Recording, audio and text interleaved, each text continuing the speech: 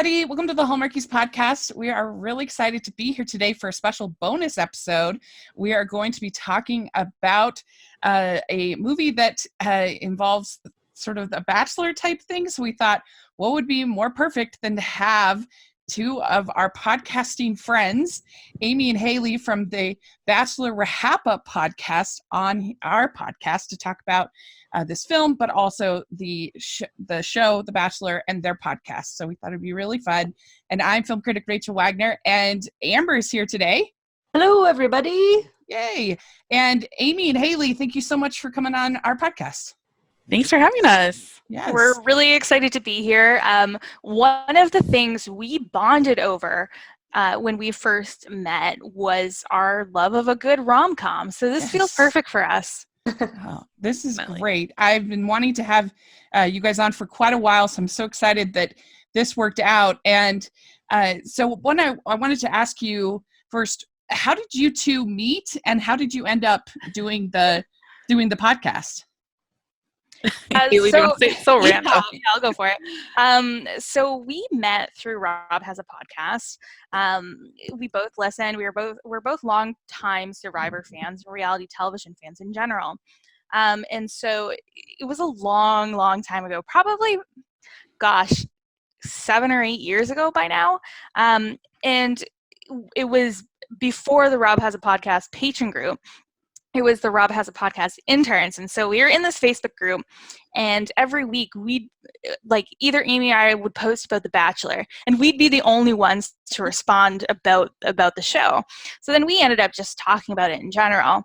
And then, probably about a year or so after that, Rob came to us with an idea that he wanted a side network of, about shows that he doesn't talk about. He had tried to talk about The Bachelor. And that he didn't want to watch. Yeah. And, he had talked about a season of The Bachelor before, and he didn't have a great time doing it.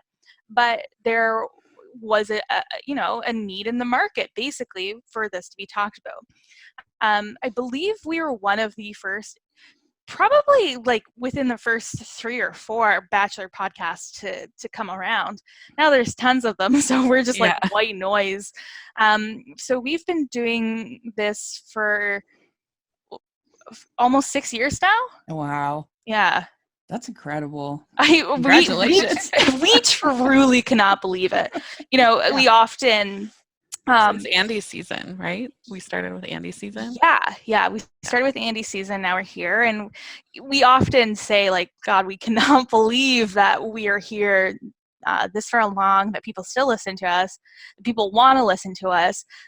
We've had some really amazing people come on our podcast from shows that we watch all the time, like Survivor and Big Brother, and they actively want to come on our podcast, which is mind blowing. And we actually did have a Bachelor contestant come on one time because we spent, I'd say, probably a solid 10 minutes on one episode talking about how hot he was, and somebody told him.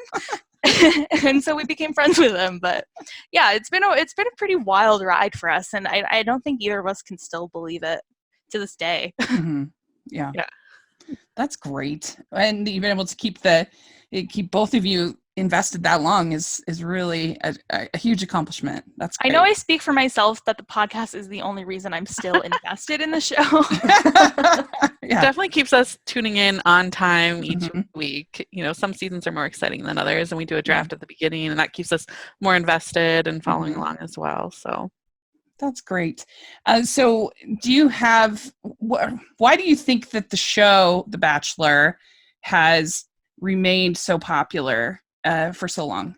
I think it's a predictable formula, yet every season is the most dramatic, and they advertise it as that. And lately, it has changed up quite a bit in terms of what could happen with the lead.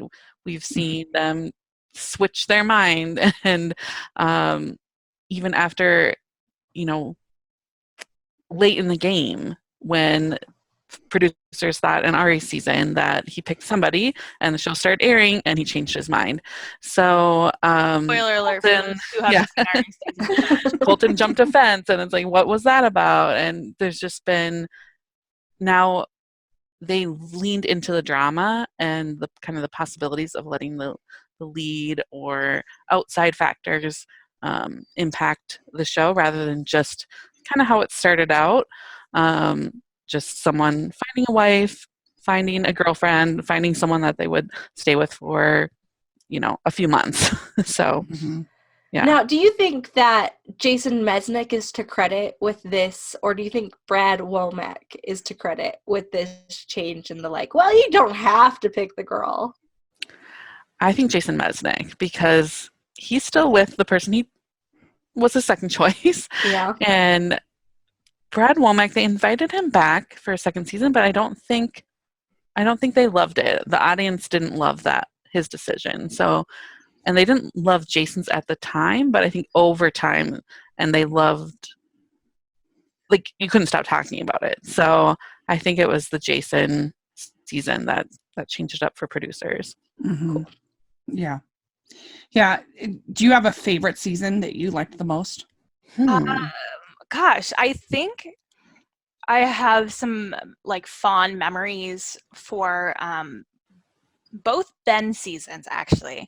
Ben Flanick was the first season I had gotten back into, and I would watch it in my dorm room with my friends, and I had so much fun doing that. And we talk about it every episode, and that for me ended up being on Twitter too, and talking about it on Twitter kind of led to having a podcast about it. So it's really that season was a cornerstone, sadly, in my life for me. It is a life-changing moment, that season. And Ben Higgins, I think that was a fun podcasting season for us for a couple of reasons, because we liked Ben a lot. We thought the group of women was really great, and there was a healthy mix of drama, but also we were able to get emotionally invested in these people. And I feel like that's kind of what we're lacking this current season, is that we're not emotionally invested in any of the women, so it's hard for us to care. Mm-hmm. But Ben Higgins' season, I feel like that was a really great one. He ended up with Lauren. They were together for, a while. It felt like, even though they're not together right now, I feel like it was still a successful season. Mm-hmm. Yeah. Mm-hmm. Yeah, I don't know if I can pick a favorite. Sometimes I just go to the leads that I liked. I liked Rachel a lot, so I liked Caitlin, but her season wasn't that exciting. Mm-hmm. So yeah, depending on different factors. And do you prefer The Bachelor over The Bachelorette, or do you prefer the secondary trashy shows like Bachelor in Paradise more? Because I'm pretty sure I like The Bachelor in Paradise more. Bachelor Pad was the all-time greatest. Yeah, we all love Bachelor Pad. I have been personally enjoying The Bachelorette more the last couple seasons. Mm-hmm. I just really like the lead, and so I've been, the last three leads, Hannah, Becca, and Rachel, I feel like have all really been great leads. Yeah, and we like making fun of the guys. I like watching Bachelor in Paradise. It's a lot harder to cover because the storylines are all over the place. Yeah. Yeah. It seems like most people seem to agree online that Juan Pablo was the worst one. Do you agree? I don't know. I get why people would say Juan Pablo was the worst one. I think maybe the Bachelor is kind of ingrained that in our brain because he wouldn't go along with what the producers are saying, mm-hmm. and wouldn't go along with the formula.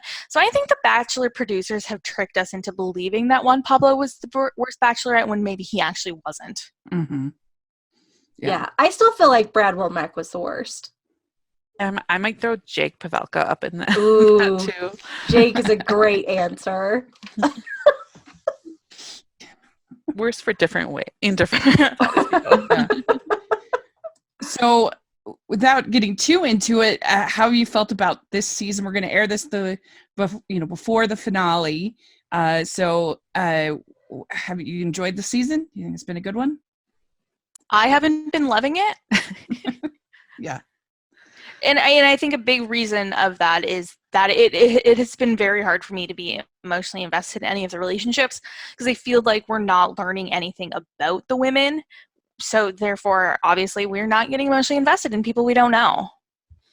Yeah, and we kind of started out not knowing that much about Peter. It was like, oh, okay, he had this epic fantasy suite with Hannah B in the windmill, and that's all we knew about him. He was the pilot. And so coming into it, not knowing that much about him and not feeling like he had this huge heartbreak or anything like that, we weren't invested in him in the beginning. And I agree with Haley that we're not getting to know the women, and so we're not invested in any one love story or over the others. Like we're de-interested. Divested. You're kind of actively less Is that the word? interested. Divested? Disinvested, maybe? I don't know. I don't know. Well, we get you. We get what you're saying. So we had to talk about this because I read it today, and this might be old hat to you two, since you follow Survivor. I mean, you follow Bachelor, but I read this article that evidently there's been some shenanigans going on behind the scenes with Peter, the Bachelor, with a relationship with the Bachelor producer that's quote unquote intimate. And so this is kind of amazing when we're going to talk about the movie that we're talking about. But do you think that they're going to have anything about that in the finale, or what do you think about that? Gosh, it is.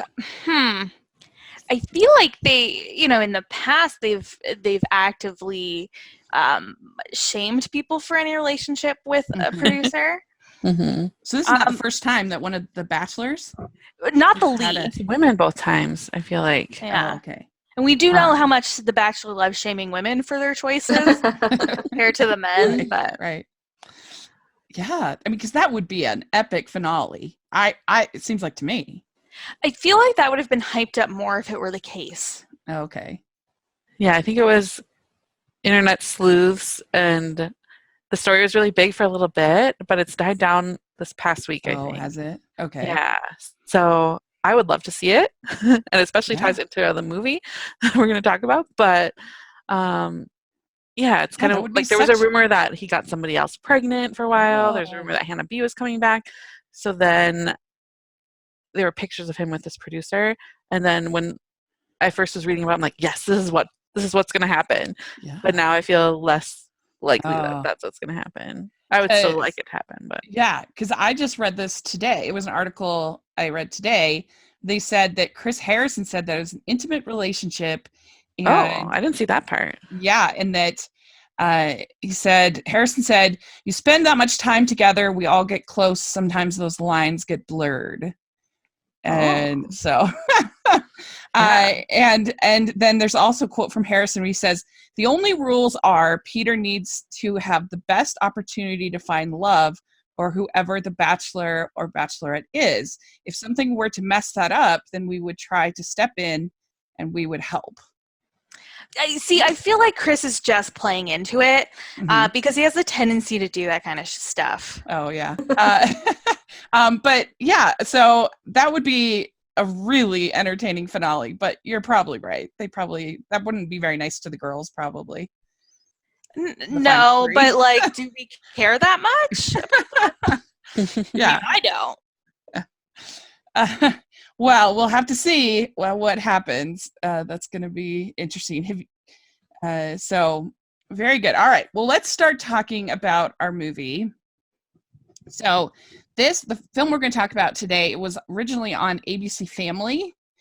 And this is called, some places I Want to Marry Ryan Banks, and some places it's called The Reality of Love. And right now you can get it on Amazon Prime as The Reality of Love. Yeah, I read a fun fact on the Wikipedia page under the re-release headline. It says the movie was re-released to DVD in 2012 under the name Reality of Love in an attempt to spark rentals from the popular Redbox machines. Oh, interesting. That's interesting. Well, and also I'm thinking Silver's Lining Playbook was right around then. I think. Yeah, so this was before, like the original release, nobody knew who Bradley Cooper was. Right. Yeah, no, there were so many things about this movie that truly shocked me, all in pleasant ways. The first one was that Bradley Cooper was in this. Right. Like, I knew nothing about this movie except that it was like vaguely Bachelor-ish, but I didn't know who was in it. I didn't know the ending. I knew nothing. And then I like turn it on and I'm like, that Bradley Cooper? What is Yeah. he doing here? And Right. then Jason Priestley too. Like he's Yeah. he's not like a no one to sniff at. What is it? Sniff at? Sneeze at? Yeah. Wow, I've completely lost Any my sort mind. of cold action towards him. Yeah, No I pop at him, nothing. was truly surprised. Yeah. 2012 was the year Silver Linings Playbook, so that makes For ton the of sense. re-release of Reality of Love. Right. Yeah. The So original release date was January 18th, 2004. yeah, on ABC Family, when it was still called ABC Family. What is it now, Spark? How Now- long has it been Spark for? I thought it was Freeform. Oh, God. I don't know. You know, it was Spark in between. Amber, do you know? I think it's Freeform, right? Well, before Yeah. Well, so I guess we should just talk about overall thoughts about the film, and then we'll kind of dive into the nitty gritty of it. So, Amber, what did you think overall of this movie? Well, so this is actually one of my all-time favorites. I remember watching it. My friend and I used to watch all those premiere movies when they'd come out on whatever channel. I mean, and this was when I was, like, in middle school still, so this was peak programming for me. Mm-hmm. And so I just always loved this movie. So I was just really happy that you guys agreed to watch it. So obviously I'm a big fan. And Amy, what did you think? Yeah, I had watched it at some point when it was airing on TV. I think it might have been re-aired on E is what I'm remembering. But it could have been ABC Family. I just didn't know what channel I was on. But yeah, watching it again was fun because it was so long ago that I had seen it. And I remember watching the movie originally and being like, yeah, that other guy is like way cuter than Jason Priestley. But I know they were promoting it like this is the Jason Priestley vehicle, obviously. And the title was I Want to Marry Ryan Banks. And it was kind of like, I'm not sure when A Date with Tad Hamilton came out, but it was kind of that same feel like they were going for with the title. And yeah, it was fun to watch it again, kind of more with the lens of the Bachelor show. And I think when I originally watched it, I was like, oh, this is exactly how these shows are made. Like I was getting an inside look at like they film live, and I wasn't even like thinking critically about it. Yeah, I wouldn't have thought of that, but you're right. When A Date with Tad Hamilton was 2004. So Oh, okay. Same thing. It was trendy for that year. Yeah, I guess so. But Haley, so have you seen this before? No, I'm actually not a huge movie watcher. I think I've probably seen like 25 movies in my life. I just watch the same ones over and over again. Mm-hmm. So I had never seen this, and because I am Canadian, I didn't grow up with, the ABC Family, like the Disney Channel, those kinds of channels. So I missed a lot of these movies, and even now, like it's hard to access like Hallmark Channel or Lifetime movies. I've watched a couple Lifetime movies, but I was sitting in a friend's apartment in Boston. It was like the Jodi Arias one. Great movie. But I'd never seen it. I might have heard of it just like in the ethers. I loved it. I didn't know what to expect. I had a great time watching it. It didn't end quite how I was expecting it to. I had a great time with this.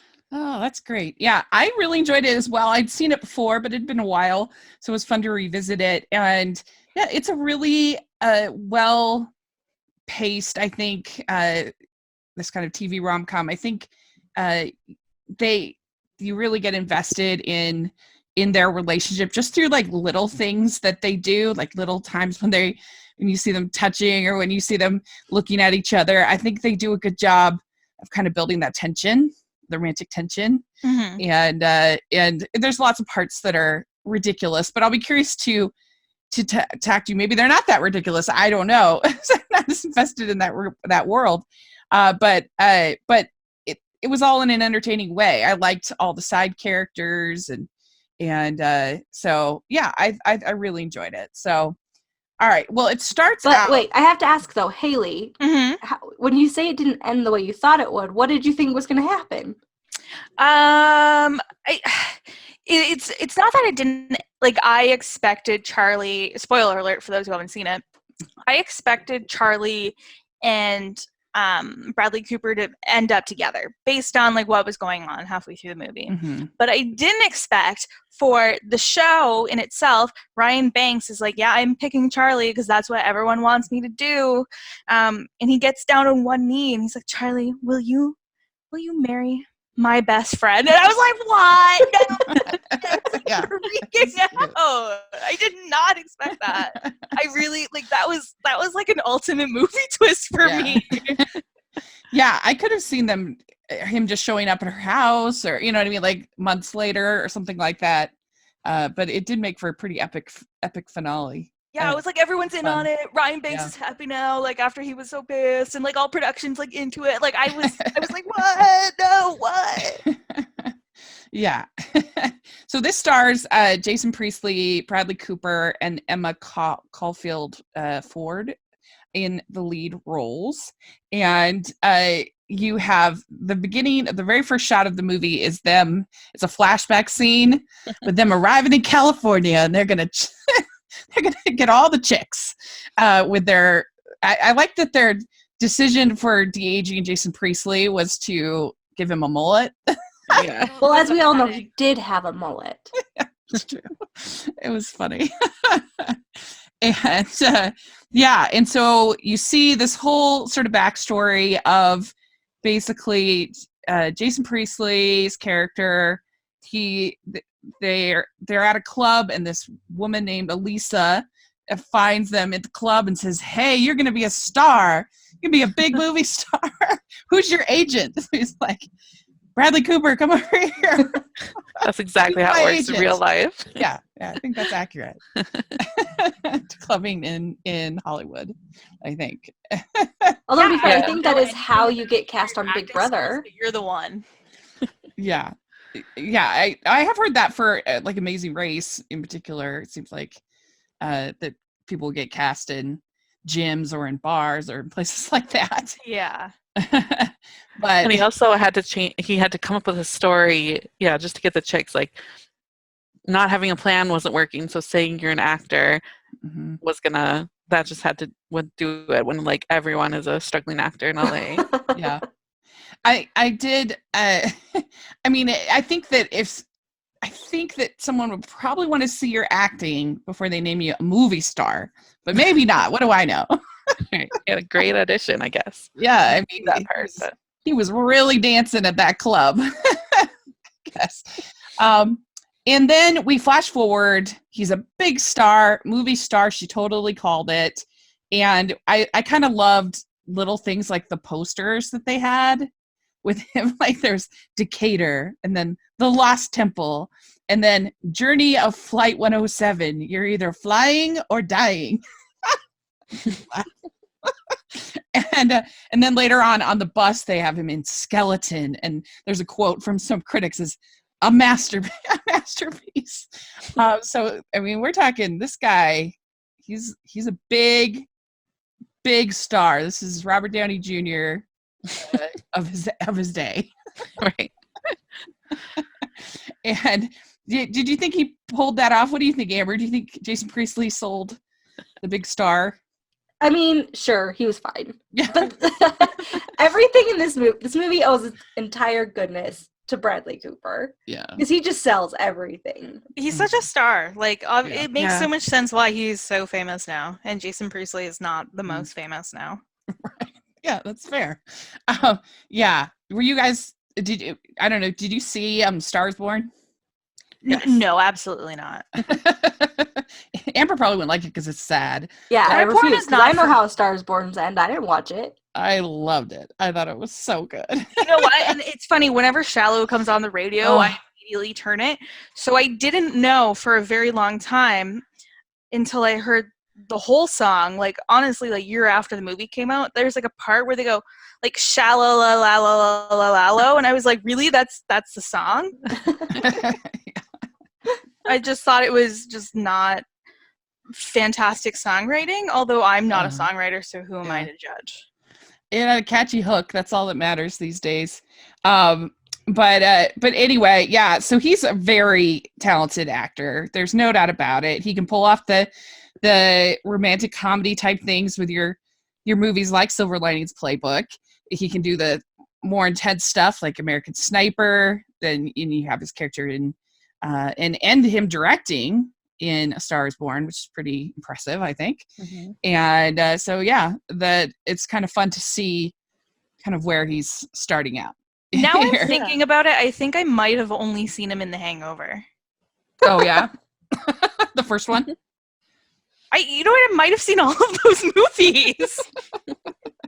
I've seen a very eclectic. Mhm.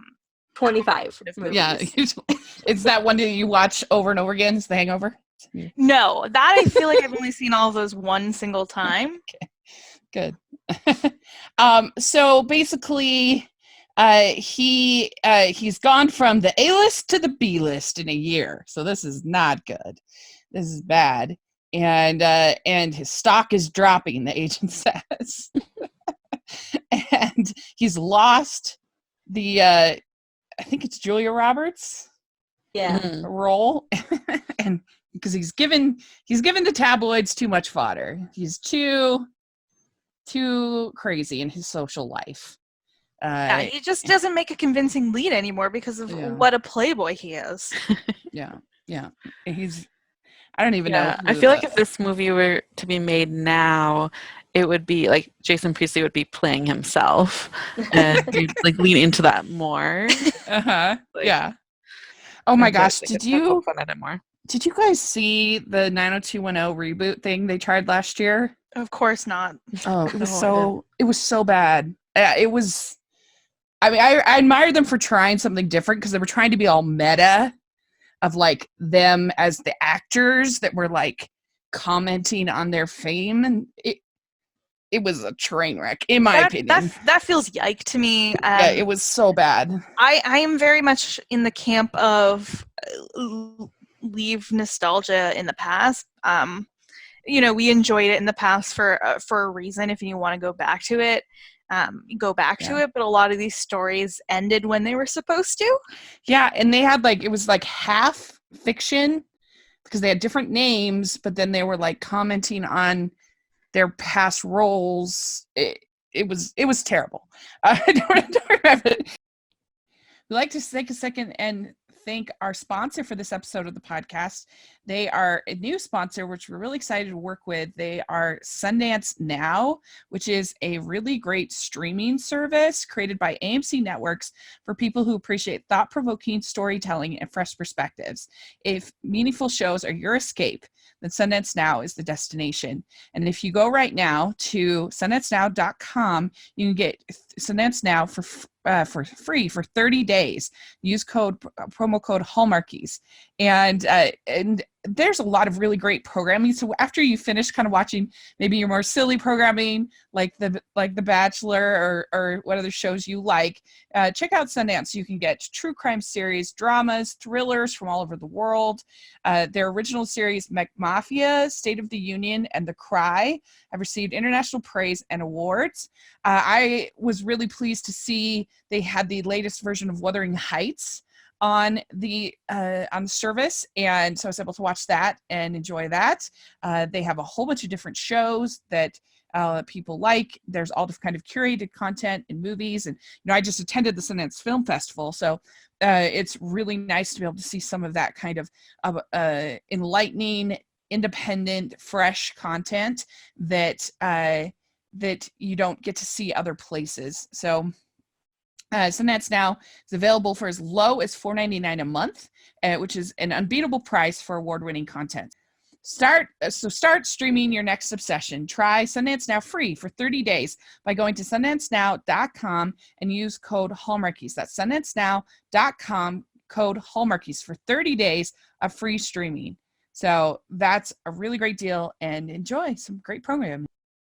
But anyway, and so they start on the reality TV idea that they're going to reclaim his A-list status, which is an interesting approach, but especially around 2004. I feel like was like prime time reality TV gimmicks. It's 2004. Now, of the reality TV shows that were pitched, aside from obviously I Want to Marry Ryan Banks being the best one, which of those other shows would you pick? Yeah, I got them written down. So there's Under Shelter. The last remaining homeless person gets $1 million. That one is really upsetting, even as a joke to watch in 2020. Like, that does not make into a script now. No. And then there's School Bully. Hit 5 meanest kids of the school against each other. Okay, that one maybe. And the producer was just like, brilliant. That's brilliant. Like, everything. They have Temptation Island meets Survivor, 10 engaged couples on a cruise ship, and you get points for cheating. I feel like that one's not. Obviously, I'm watching that one. Yeah, that one's not that far off. That's right up our alley. And then there was one that is called A Vegetable with 10 families with people on life support. Oh, I missed that one. Yeah, it was I think it got cut off, so I didn't hear the end of the pitch. But I mean, not good. Amber, as someone who obviously I'm picking bullies. Yeah, that's what I was just gonna say. Yeah, that was hilarious. They must have had a ton of fun when they're writing the script, just brainstorming the most ridiculous reality show ideas. Yeah, I thought it was funny that they were like, the producer was like, yes, that one. I thought it was Bradley Cooper was going to come in with his idea and, to top all these terrible ideas. But it was, no, they took all of the ideas. I mean, I think the worst one that they ever did was I never watched it, but the I Want to Marry Harry. The guy didn't even look like Harry at all. No, he didn't, but it was so good. I can't remember, Amy, did you watch that one? No. I watched it. I had a great time. Yeah. I have to ask, did you watch Secret Princes? No. Oh, you never watched Secret Princes? Was that TLC? Like, I think so. The commercials. So great. The second season was not as good. I've watched a lot of really terrible TV shows in my past that I should not have been watching because, when these shows were really in their prime in 2002 to 2005, I was a preteen. Yeah. Like, there's no reason I should have been watching Mr. Personality or, You Want to Date My Daughter or whatever that one is, or, any of these things. I used to watch Double Shot at Love with Tila Tequila. Like, I would not have been watching any of that. I never watched any of those shows, but I watched The Soup for years. The clips. They would so have all the clips. Yeah, I know all the clips. Like, obviously, like, there's a good reason why I'm so messed up right now, and that's because of the awful reality shows I watched when I was younger. Like, I watched all of them. Well, it makes you feel so elevated for liking Survivor, because that's like the thinking man's reality show, right? That's funny. So yeah, they are really excited about this idea. They can get AT&T to sponsor it. The show will be basically free for them. Another surprising thing for me was how heavily integrated AT&T was into this movie. I feel like we might think product integration like this is like a newer concept, but gosh, no, Reality at Love is teaching us that is not the case. No. Right. Well, I think, I wonder if like Time Warner, AT&T, like, or if somehow they were involved in production, and so they're like, the Sony does that all the time. You'll have like people in any Sony movie, of course, they're using Sony laptops and Sony phones and Sony. But yeah, that was interesting to me. And they start out the VHS tapes of the auditions, and that was a callback. I mean, 2004, that was nearing the end, wasn't it? Yeah, that was pretty glaring. That took me a second. Yeah. And so Charlie, this woman played by Emma, she has her tape is submitted by her sister. And the audition's like, yeah, don't think we were asking for a threesome. Yeah. So I was like, what? Good old and I could tell family. that I've been watching too much Bachelor seasons recently. Yeah. Because I was like, oh, those are her parents. I was like conditioned, like, yeah. 40-something person has to be her mom, and they're gonna play it that way because now all the parents are so young. And so then they call Charlie and tell her that she's been accepted. She's working. I was a little confused because they talk a lot about the bookstore, but then she also works as a bartender. Right. Yeah, I feel like they should have just stuck with one. I thought it would have been fine if maybe she just worked at the bar and it's the father's bar and that's why her and her sister work there. The bookstore, did we even see the bookstore? No. Maybe was it just to slide that copy of Breakfast at Tiffany's? Yeah, 100%. They were like, well, how can we get them to talk about books? Because it wouldn't be natural if they just mentioned books. And nobody likes reading. Yeah, I don't know. I guess that's their way. That was their way of like showing, ooh, he's super sensitive. He not only goes into bookstores, but also remembered her mentioning this one book. But yeah, I was a little confused about her current work status. Right. But anyway, so they call her at the bar, and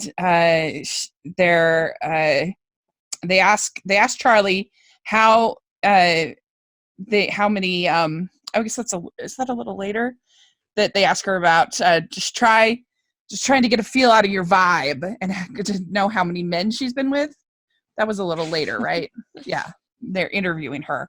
But anyway, they get her out to LA, and the whole time the thing I was a little bit confused because he's supposed to be this super suave guy, great with the ladies, always getting these tabloid things. So why does he always need Bradley Cooper in his ear telling him what to say? Because she's different. Charlie is different than all of the other women. Yeah. So they need somebody smart to talk to her because she's so different than other women. Yeah. And he's obviously super uncomfortable with the way that Ryan is talking to Charlie, and you see him kind of squirming in there. How many, asking her about her relationship status and everything like that, and you do think that he would be a little more clued in, but clearly not. Yeah, I think these questions are pretty tame compared to probably what Bachelorette contestants have to go through. Oh, that's interesting. So yeah, it seems like it was kind of a clue that he's already really likes her and didn't want to be asking her that. Have you gotten a feel for, I'm sure you must, for sort of the archetypes? There's sort of the I can't think of a nice way to say it, but the witch contestant who's going to be a jerk. There's the slutty girl, that kind of thing. Have you got an idea of sort of these archetypes that they always cast? Yeah, we got the lame-o nerd who has they really needed to know who she wanted us to know who she was, so they put braces on her. We have the hot gal who's never been told no in her life. There's the here for the wrong reasons girl, which was funny to me that she was not a villain in any way. She was she was the friend character. There was the bookish girl who's not like other women. That's our good friend Charlie. Right. There's the just friend gal, which was a girl whose name I don't remember. The other finalist. Mm-hmm. Yeah. Oh. And I feel like there's a couple other little ones snuck in there. I was frankly surprised that he didn't actually go with Mindy at the end because, it makes for a better finale, but because they seem to be having a great time, eating lo mein and hanging out. And yeah. But I guess they're too similar. They both also like women, right? Yeah. Oh, that's who that producer at the very end was like, I found a woman too. Yeah, I love that. I was like, yeah, I'm here for this. That was another funny, surprising thing that I really loved. Did not think we'd have a nice lesbian relationship in this movie. Right. Yes. And I thought it was brilliant casting to have Mark L. Wahlberg playing basically Chris Harrison. He looks so much like him, I think. And that's the host. I think he reveled in the contestants' misery a little too much. But he was the host of Antiques Roadshow for years. Yeah. Here's Mark What? Yeah, Mark L. Wahlberg. I don't know if he still is because I don't watch it anymore. Okay. I remember that now. Yeah. And then I think he did some kind of dating shows like Eliminate or something. Well, I'm now on his Wikipedia page. It's just saying he's still Wahlberg without an H, so he's not one of the Wahlberg. Yeah, Mark Wahlberg redirects here for the actor and rapper. See Mark Wahlberg. Okay, right. so he's born August 31st, 1962. He's a Virgo. That's not on the Wikipedia page. I'm just editorializing. I He's an appreciate American that. actor, television personality, and game show host. His television credits include Antiques Roadshow, as well as the game shows Russian Roulette on GSN and The Moment of Truth on Fox. Oh, maybe he wasn't a dating show host.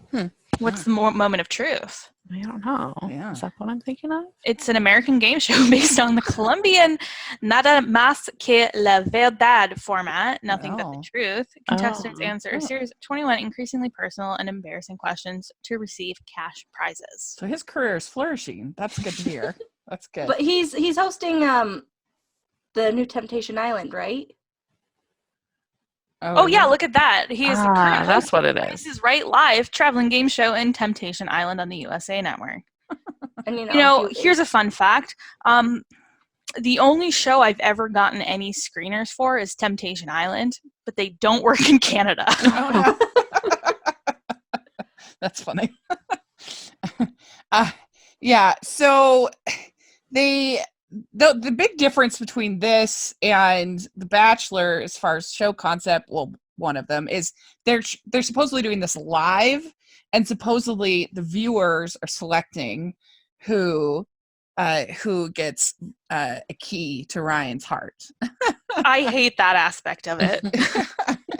Yeah, I mean, I guess the thing that maybe that's an advantage as far as us making a movie is that it takes out the element of editing. It makes it more like, because if it's everything's filmed and then the editing is later, then there isn't that same kind of, I don't know. It's just harder to make the narrative, I think, work. And so I think that's why they did that. But yeah, this is not something that you would like to see implemented into Survivor. I mean, to Bachelor. What's wrong with me? No, I don't think so. I feel like the people do need some choice of what women they're going to end up with. Yeah. It would seem like that. Yeah, you'd want to, and I didn't really feel like it seemed like, why was America in love with Emma with Charlie on the show, because she seemed kind of, compared to the other contestants, she was kind of not into it, and maybe that's why they liked her. I don't know. Because she's a regular woman. Yeah. I mean, yeah. So I don't know, that was an interesting approach. I mean, I guess they were also able to make the editors seem kind of shady too later on. When she tries to ruin the day. We talk about this all the time in Survivor, but with the edits, someone get a bad edit, a good edit. I mean, that must be even more so, I would think, in a show like The Bachelor. Yeah, for sure. Like the music cues can determine, this person's the villain right away.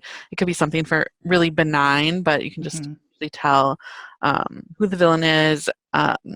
And then we'll hear later on, like, well, that was just a Frankenbite. She didn't even really say that then. And, when they have a chance to talk about things, like they can take audio from later in the season and have it playing over. They can get contestants to say negative things about the other women and splice things up. And depending on, how the season goes, who he picks, there's other people where you only see positive things because maybe he ends up with a person. So the thing about this movie was that I thought was funny was just that the date, they showed so little content of it. It was like that would never fly on The Bachelor. Like they couldn't have, an overnight date where they just show like such a short clip. The audience would see through that. I mean, they supposedly have those cameras 24/7 all around, but yeah, it was a very the little edited portion was hardly enough to be able to to fill up even in programming time. Right. I was thinking they're still going to need like 20 minutes of time. Right. But yeah. So okay, let me find my place. Sorry. Okay. So the one thing I did think that it was kind of surprising when so we see that Ryan kisses Charlie, and that really bothers Todd. I think Todd. We can just call him Bradley Cooper. Nobody. Yeah, it really bothers Bradley Cooper, and because it was way too early, the timing's not right, and also I'm sure he was also just jealous, of course. But yeah, what did y'all think of that? I love a good Cyrano de Bergerac moment, so I was enjoying him feeding him lines through his ear. Yeah. And frankly, Ryan Banks did a good job of selling the dialogue. He changed it up. He didn't say it word for word. I thought for sure, watching it back, that he was going to do something like repeat exactly like, say this. You know, I thought he was gonna, and have to like kind of recover from it. But it was actually Bradley Cooper's character that kind of messed up by saying the exact same line that he had just told Ryan Banks to say. Mm-hmm. And then it kind of made for that cute moment later on when they both were like, yeah, that was totally the wrong moment. Yeah. And he tries to convince Ryan to not pick Charlie, you know, that she's all wrong for him. And this is what I think it's the host. He says, if she's like that now, imagine what she'd be like with kids. Good choice, America. Yeah. Like, just what was her name? Dana? The bad girl. Yeah. There's no way, right, in modern day actual real The Bachelor that they would let that character go that early, right? No. Yeah. She would make it to at least final 3. Yeah.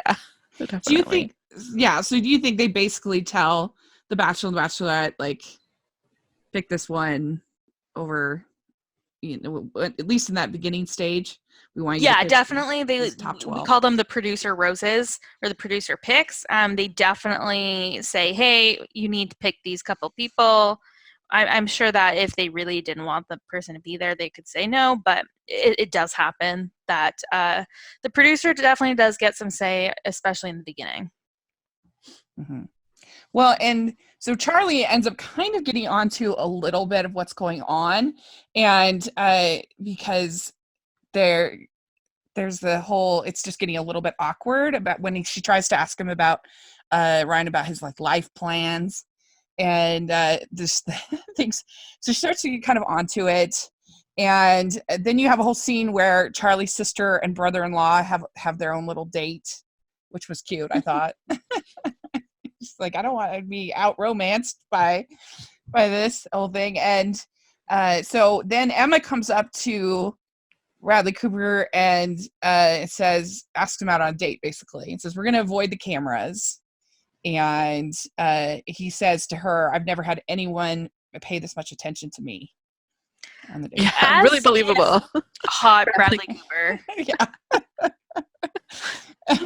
It's a tough life being attractive. But it was pretty, I mean, especially because I'm used to these Hallmark movies, it got pretty steamy. I mean, not just because they were in a hot tub, right. Literal steam. Right. Yeah, it was good. That was so risky too. Like, why would they do that? What's that? If they had to duck. Yeah, it was. And I thought they had pretty good chemistry. Bradley Cooper and Emma Caulfield. I thought they had pretty good. Bradley Cooper could have great chemistry with a wall. That's true. That is true. And so she tries to be the diva, so America will vote her off. And then they edit it so that she looks good, and Bradley Cooper's really upset about that. And they did a pretty good job, but with that edit. And so then Charlie gets picked for the final 2, and Bradley Cooper, and that's when they fight. And Bradley Cooper and Charlie fight, and she has her microphone left on. So that was a bad move on her part. Yeah, next time you want to say something like that, maybe turn your mic off first. You're fired. Thanks for the hot tip, Jason. Yeah. Right. And so, yes, he gets fired. And then Charlie finds out she's going to get sued if she doesn't finish off the show. And they also, I don't understand why they felt the need to all of a sudden make it $1 million. No, just threaten to sue. Like, why do they need to give more money away? Yeah, that was weird. Well, I think that may have happened after Ryan Banks decided he wanted to, like, matchmake, right? So maybe he was just figuring out a way to get the production company to give his buddy $1 million. Maybe. I was like, wow, that was generous of them. Right. Late into the production. I mean, so then they have this home visit, and you see Bradley Cooper that he shows up, and he says, I somehow managed to find my way into a big machine up in the sky and landed here. So that was pretty cute. And I feel like it was kind of lame, but Bradley Cooper nailed it. Yeah. I also thought it was kind of lame. I like, come on, this. Bradley, you couldn't have come up with anything better. You had an entire plane ride, and that's what you're going with? Yeah, it's not like it's a super quick trip to Boston. I like a good cheesy line. What can I say? I do. And so that's when he gives her the Breakfast at Tiffany's rare edition, first edition, or something like that. And he says, I was wondering what you were doing every day this week. So, gotta be honest. Didn't realize it was a book first. Oh, really? Yeah. No, it's actually a novella. So it's like just a little past a short story. And it's very different than the movie in many ways. I mean, I haven't seen the movie either, so So, yeah, it's written by Truman Capote. And what fun. Yeah, that's right. But there's no way they would get away with all that they do in this week together. Like, that would be all over everything. If this is supposedly bars watching this live, like they're literally kissing out on the street where everybody, like, on the sidewalk, where everybody can see them. And well, to be fair, this was like pre-Instagram. Like, this would at most end up on someone's MySpace page. Yeah, it wasn't this even before Facebook existed? Yeah, but if supposedly this is a live show where everybody is waiting on the finale, to happen, like that, the tabloids weren't that bad back then. They would be all over that, and but it doesn't matter. But it was just funny, and so then Ryan, the show comes up. Ryan says no to the actress girl like we talked about, and he says to Charlie, will you marry my friend Todd? And it was pretty cute. And and Bradley Cooper then proposes to her, and the assistant Nikki gets Bradley Cooper's job. He's going to go off and do his own thing, and it ends with a wedding. Which the only thing I would have liked in that wedding is for her to have a wedding dress on. I don't know, maybe it was just obscured by the coat or something. It was kind of weird. Yeah, you don't love a good wedding jacket? Yeah, I was a little confused. I'm getting married soon, and it's changed my perspective that I think I should also have a nice wedding jacket. I think so. We're up there in Canada. That's funny. Yeah, that must have made you excited, Amber, because you love a good wedding epilogue thing. I do love a good wedding epilogue. But, like, and I get that. I also love a good wedding epilogue, but I would have liked to see 2.5 years later or something like that. But, like, it's always 1 year later. Right. That's true. That's true. So there you go. That's the film. I just think it's a fun little watch. And I think that it's Bradley Cooper is just super charming, and Jason Priestley's charming, and yeah, overall I enjoy it. And so using we usually do a system of 5. We'll say 5 stars for this. We have crowns for Hallmark content, but I mean, I'd give this like a solid 4. Can we stars. give it roses? Can we give a what? Roses? Oh yeah, that's a good idea. Like keys or whatever they are giving away. Keys to Ryan's heart. I give it 4 keys to Ryan's heart. Amber, what would you give it? You know, I love this movie so much. I'm going to give it 4.3 keys to Ryan Banks' heart. Wait, 4.4 because the theme song is so good. Oh, yeah. Love changes everything. No. I that one. want to marry. Oh, that one. That was better. That one. Yeah, You the can't background beat music. that. Yeah. What would you give it, Amy? I would also give it 4. It's a lot of fun. It's fun to see the stars. And I've seen the lead actress in a more like sci-fi type independent Timer? Timer. Yeah. And that's kind of a fun watch as well. It's a little Yeah. more, And she was also on Buffy for a long time. oh yeah. So I really like her. And Bradley really sells his character. Nothing seems like really forced with their chemistry, and it's just fun to see like wallflower Bradley Cooper. Like, Yeah. oh my gosh. No one notices him. He's a foot taller than Jason Priestley, but no one pays attention to him. Well, Haley, what would you give it? I'm going full 5 keys here, folks. Oh, look at that. Yes, very I good. loved this. I'm going to watch it again. We're gonna have a new 26. Yeah, this is Yes, this is yes. exactly the kind of movie I want in my life. It's very low stakes.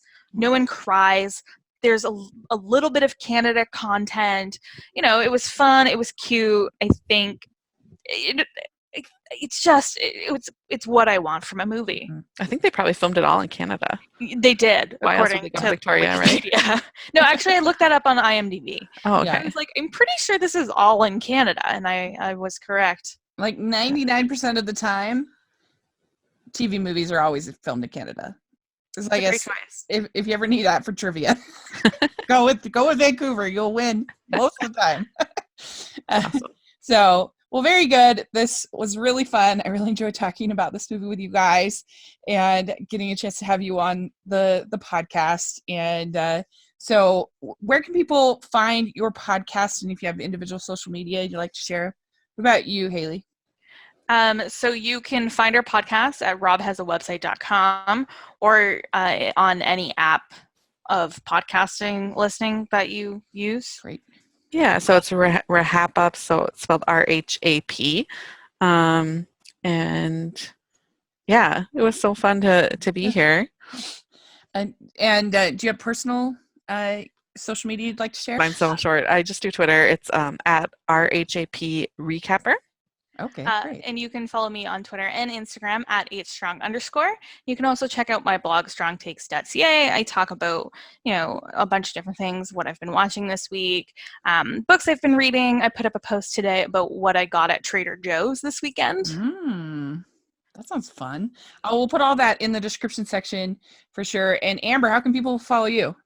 As always, I'm at Amber Brainwaves on Twitter, and that's it. Great. And you can find me at Rachel's Reviews, all of our social media, iTunes, YouTube, and on Rotten Tomatoes. So check that out. And thanks again, you guys, so much for coming on. We really appreciate it. Thanks for having us. Yes. And we'll look forward to hearing your coverage of the big finale. Yeah. Bye, everyone. Bye. Bye, everybody. We'd like to thank Haley and Amy for coming on the podcast. This was so much fun to get to talk with them about their podcast. And I just love talking to other female podcasters. And so that was great. And let us know what you think of The Bachelor. What do you think of the season? We've got the finale coming up. And if you've seen The Reality of Love / I Want to Marry Ryan Banks, what do you think of it? Do you like it? Not like it? We'd love to hear your thoughts either in the comment section or on Twitter. That would be great. If you have any suggestions for bonus episodes that you would like to see or podcasters that you'd like us to work with, we would love those suggestions very much. So please let us know. And you can follow the podcast at Hallmarkies Pod and Hallmarkies Podcast, all over social media and iTunes and YouTube. And if you're listening on iTunes, please leave us your ratings and reviews. It really helps us a lot. And if you're listening on YouTube, please give us a thumbs up and subscribe to the channel. That would be so helpful. We have our Patreon group, which is a lot of fun, and you get a chance to comment on whatever that you're watching and enjoying. And then we also have our merch store, which has all kinds of Hallmark and Hardee's inspired merch. So check that out. That will be a link in the description. So we'll talk to you all later. And thanks so much again to Haley and Amy. Bye, everyone.